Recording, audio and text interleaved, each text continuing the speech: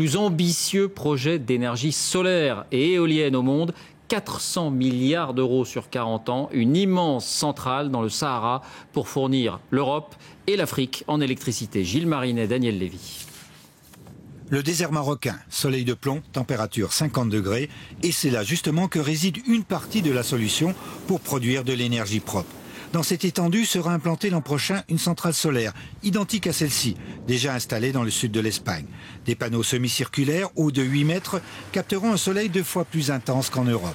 Le principe, les rayons solaires chauffent à 400 degrés un liquide contenu dans un tube qui va ensuite produire de la vapeur pour actionner une turbine et créer l'électricité. C'est le projet Desertec. Plus d'une trentaine de centrales solaires dans les déserts du Maghreb et du Moyen-Orient. Une partie de cette électricité produite sera expédiée en Europe grâce à de nouvelles techniques. On transporte cette électricité par des câbles sous-marins. Alors c'est une technologie que l'on maîtrise déjà depuis de nombreuses années, mais ce qui est nouveau, c'est qu'on peut maintenant réaliser de telles installations à très haute tension, voire à ultra haute tension, ce qui réduit bien évidemment les pertes électriques, ce qui est essentiel dans des projets de cette envergure. Le réseau Desertec devrait être achevé en 2050. Il fournira à l'Europe l'équivalent de l'électricité produite par 5 réacteurs nucléaires, soit la consommation de 5 millions de personnes.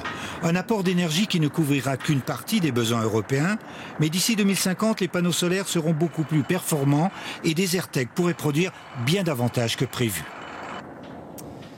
En bref,